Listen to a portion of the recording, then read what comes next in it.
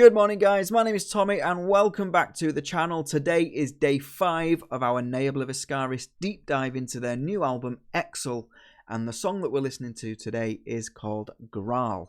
Now I did have to Google what a Graal was, and apparently it is an old French term for Graal or a cup or a bowl, and we all know what the Holy Grail is. It's the cup that Jesus was supposed to have drank on his Last Supper, and also the cup that was used to catch his blood at his execution.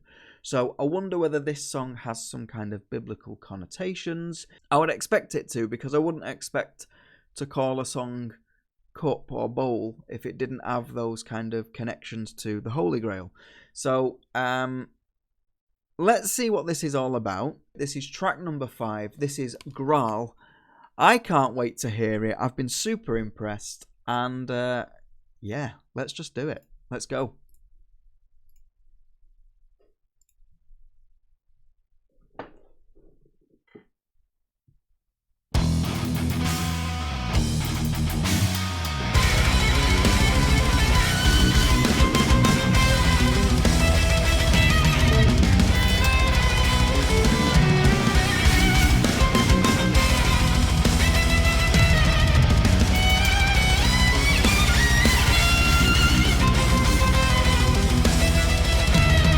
Is that a famous piece of music? That sounds familiar, and I don't know why. So it'd be interesting to see whether they've kind of, not sampled, but if they've borrowed a piece of famous classical music for that.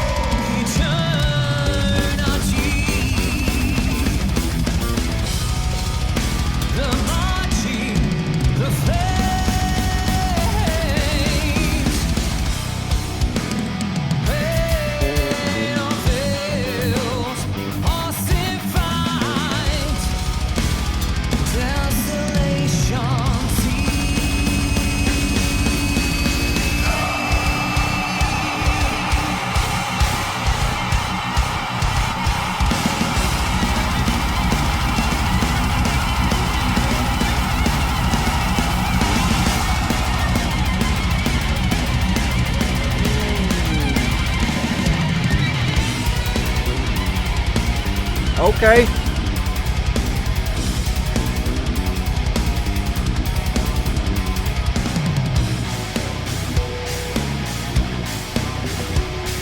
Nice. Syncopated hi-hats.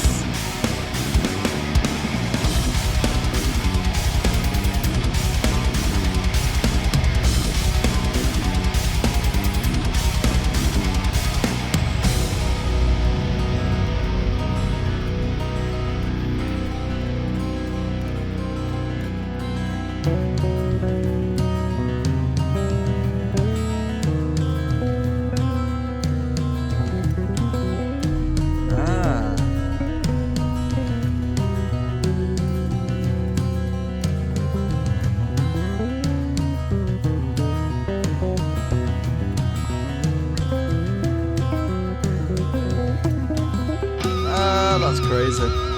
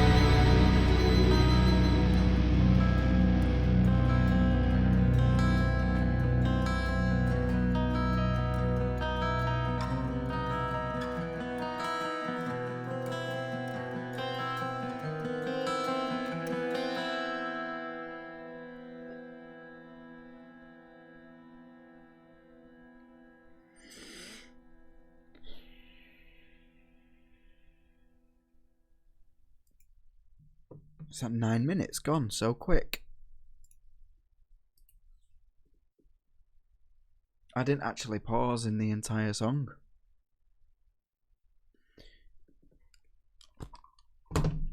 Oh, okay. I can't believe I haven't paused in the entire song. I was lost. I got kind of stuck in the video.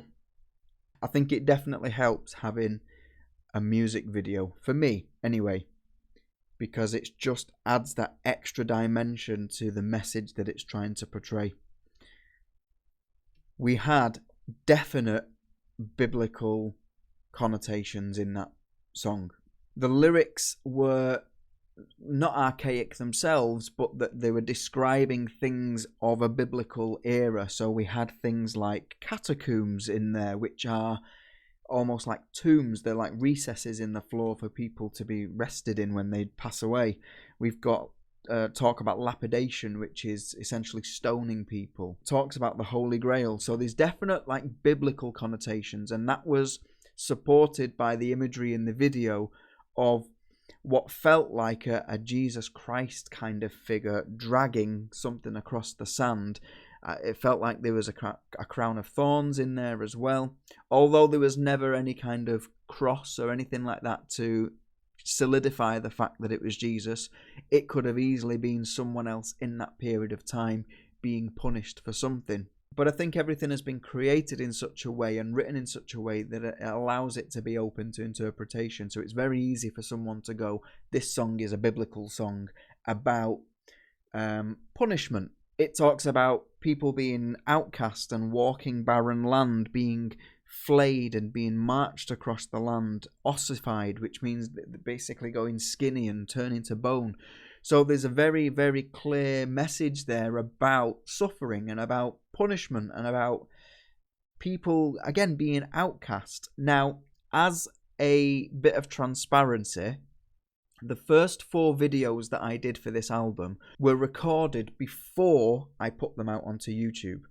This is the first video that I've recorded where the earlier reactions have already gone out. So I've seen some of the comments about Equus, which says that the song Equus, track number 1 on the album, was about the bushfires in Australia and how it killed millions of wildlife, lots and lots of people, lots of homes were destroyed and stuff like that. I wonder if this song has a second alternative meaning where the outcast people walking the barren land, ossified, are actually those people and those animals that suffered in those fires.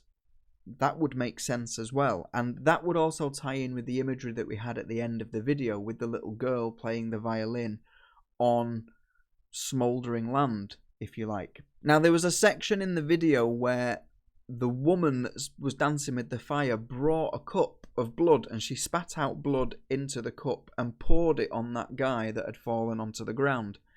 And he didn't come to life, but he kind of woken up, and we could see him then stood in front of a figure. I couldn't make out what it was, but I wondered whether that was kind of imagery to say that, you know, Holy Grail held Jesus's blood. Is that kind of saying that the blood of Jesus or the faith of Jesus was able to bring this person back to life? I don't know whether I'm clutching at straws, but did faith have a big part in the communities after the bushfires, maybe? Did that have a part in bringing things back to life and bringing communities back together? Possibly, I'm not sure. I don't know whether Ne Obliviscaris are religious people, but I'm just trying to make that connection between there is a religious connotation here, not only in the title, but in the lyrics and the imagery that we see in the video. But I do definitely think, and this might be me being swayed by comments that I've seen from Equus, but it would make sense to me that this song is also about the fires that happened, and I wonder whether there is a link there between religion and the fires and how they come together. I'm not sure. I'm just trying to think off the top of my head and trying to just spit out my ideas, but that is what's coming to my mind. I'm going to be honest, musically, I didn't take much in. because I was that engrossed in the lyrics that I had in front of me, trying to understand what was being said, and the video. I was able to just kind of take in the overall sound, and the overall themes that I got was that initial part of that song was non-stop. What I've noticed in other songs on this album is it's been very kind of up and down. It's been very dynamic. There's been lots of heavy parts, and then it goes into nice gentle light parts, and then back into heavy. This was very heavy for a while. It was very energetic. It was a bit disorientating. It was a little bit in your face. And then as that character fell to the ground in the sand, the song kind of fell to the ground, and we had that kind of tempo change up, and then the song became a little bit more not delicate, but it became very different from the start. And slowly again, they've done it a few times now, everything started to come together. We had that really nice, not even nice, amazing bass solo. I think it was a 5-string bass by the look, but if I remember rightly. He was playing it like it was just a normal guitar. It was crazy. Really, and to be fair, the bass, I've said it every track, but the bass has been excellent on this album. Then we had that followed up by a guitar solo, and then everything came together. The strings came back in, and then all the imagery started to change, and we had this kind of crescendo visually, orally, and just, yeah. It all just come together, and I think overall, I've chatted for a while now, but I think this song's ending is about how pain and suffering begins to come to an end.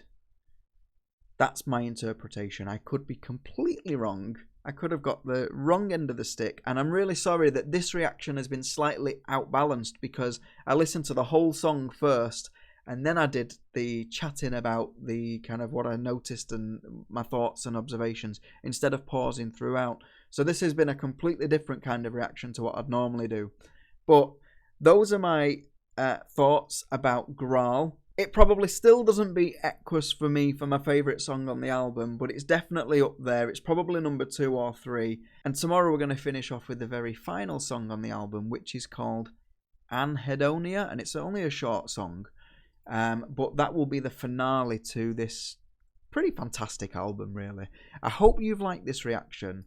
Like I said, I will be back again tomorrow for the final installment of this series. But if you have liked the reaction, or you've got any comments about what this song is about, whether you think my take on the song was accurate or not, you know, has having a video kind of influenced me a little bit more compared to the other songs that I've done?